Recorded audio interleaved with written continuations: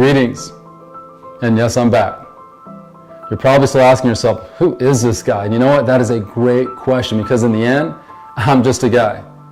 But I'm just a guy as part of an extraordinarily small group of people who, in my case, overcame insurmountable odds to achieve a childhood dream of playing professional football. And the best part about me is that I'm you. I'm you.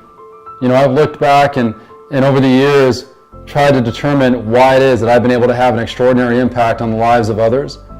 And I've come to realize that the reason I'm potentially invaluable to you is not that I've played at the pinnacle of sports, because of those who've done the same, there are plenty that have far more remarkable careers than I ever did.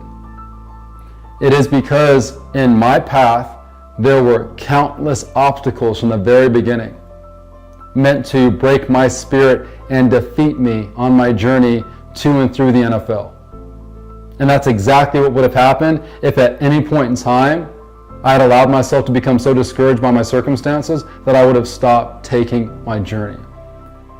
And the truth for all of us is that we're going to have these defining moments in our lives, probably multiple, where we come to these crossroads, where in order to go down what will prove to be the right path, it requires a certain fortitude and determination and belief that what you are is bigger than the fear of the unknown.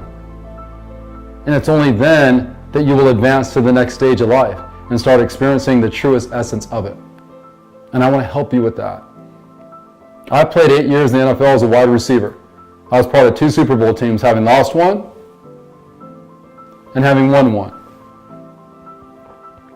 I played alongside some of the greatest players the game has ever seen, and all that was amazing, yet that's not why I'm here today. I'm here because at the age of 21, I had this revelation, this epiphany, that everyone should experience in their lifetime. And it, for me, came about all because I signed a contract to pursue a childhood dream of playing professional football. And at that time, I had to dare, not care, dare to be extraordinary, because that's what my circumstance demanded. And I had to embrace my reality, and my reality was harsh. I couldn't allow myself to become a victim to it because I would lose. So I embraced my reality and recognized for the 2 months before the deciding camp that would determine my fate, a fate that, truth be told, was hopeless, I had to decide to work with an intention and a purpose I never even considered before. I didn't have to, because up until that point, everything it is that I was enough. But now I had to make myself completely vulnerable to the unknown. And without fear, inhibition, and judgment, I had to pursue a greatness that I wasn't even sure existed. But I needed. I was going to have to be extraordinary. I couldn't be ordinary. And so in the process of all that, I liberated myself from the fears that bind us all. And I got out of my own way. And what happened was I unlocked every chamber of who it is that I was meant to be.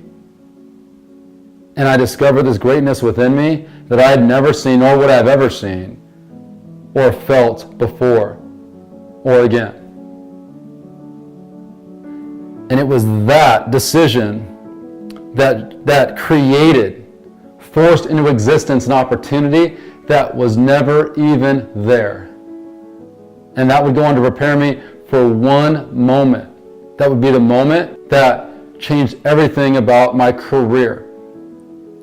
A career that at times when I decided to continue the journey looked so bleak and so grim and so hopeless, and I'm on a path with no door, but I found a way to kick open a door.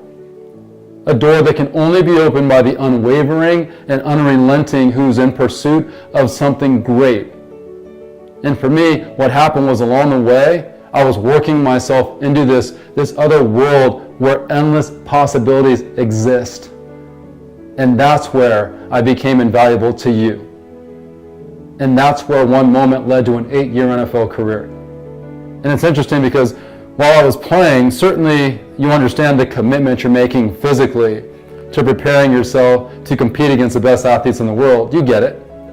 But really, it wasn't until my career was over only inspired by someone requesting my time, which I will get into in a moment, did I take time to reflect on my career and dissect it. And when I did that, immediately I recalled a moment in my first meeting room in the NFL where a coach said, the game now becomes 85% mental and 15% physical. I will only tell you that it was astounding to hear something like that, because for the large majority of us, we got to that room because we were more physically gifted than everybody else, and now someone's saying that won't even matter. The cruelest part about that is that no one has the ability to tell you how to access that 85%. And I will tell you that hardly anyone I played alongside in the NFL was accessing that 85%. So what do you think the percentage is for young athletes?